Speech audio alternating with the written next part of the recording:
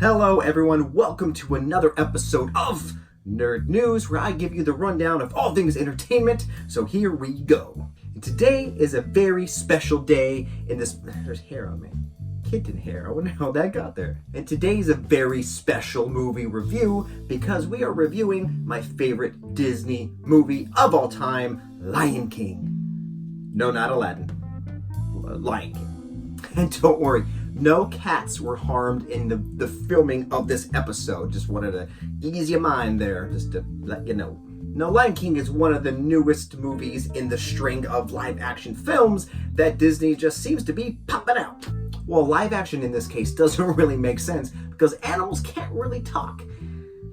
Unless you're Dr. Dolittle.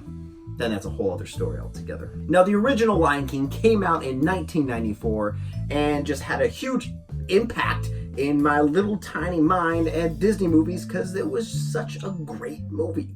And it was the last movie that I ever saw in a drive-in. That's right, a drive-in, where you sat down, you rolled the window, and you put the speaker there, and you sat down and you watch it on the screen in your car. That's called a drive-in. If you don't know what that is, nowadays kids, YouTube it. Now, in this version, Jon Favreau is the director, and he's taking a more realistic approach to a story that we already know and love. But before we get into how I feel about the movie, I'm just going to say right off the bat, this movie will be nominated, if not, will win an award for VFX. Because, dang, there are certain scenes where I forgot that I was actually watching CGI lions and zebras and bears, oh my. Like, there's a couple of scenes where the lions are wet, and you can see, like, their fur is, like, really, like, I felt like I could run my hand through their fur and feel the raindrops. It's just unbelievable.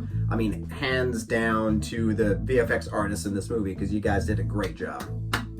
So one thing in this movie that I thought was going to be an issue, because you grow up with this cartoon, right? You grow up with certain voices doing certain things. A good example of this is Aladdin. We all know Robin Williams as the genie, and it was obviously he couldn't reprise his role for the new one, and when Will Smith was cast, it was just something was off because you're so used to that, that voice. But in this one, they did a really good job in casting the younger lions and the older lions in the film, and it didn't distract from the voices that I knew growing up. Now, one thing about this movie that I don't get, there are people who love it, there are people who hate it.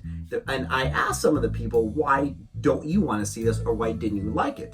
And they always said the same thing, and this makes no sense to me. It's too close to the original. I mean, what did you want? Did you want Simba to grow up and be Rambo, and then all of a sudden Scar is RoboCop? Like, what did you want to see? I don't understand that.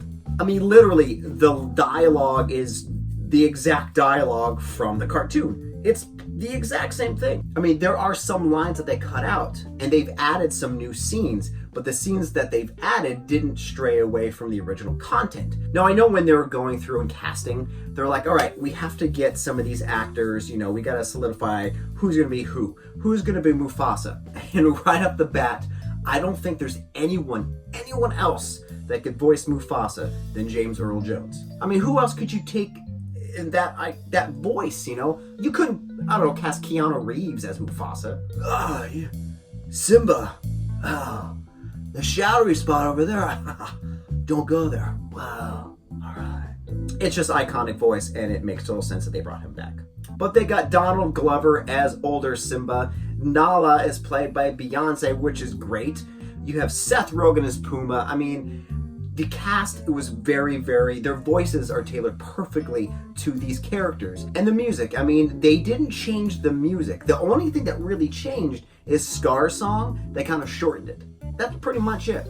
This movie, like I said, was spot on from the cartoon, and it is amazing. So remember how I said there are scenes that they've added that enhances the story? Well, there's one part when Simba is lost. He shakes his head like this.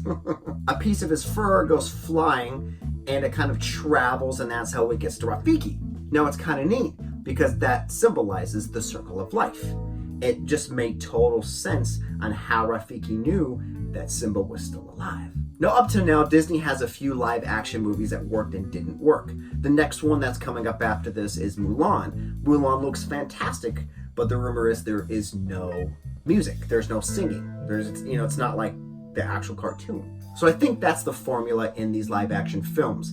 They need to take the cartoon and literally just make it exactly how it was. But if you don't stick to the source material, the fans will be outside of Walt Disney with pitchforks and flames and be like, what did you do?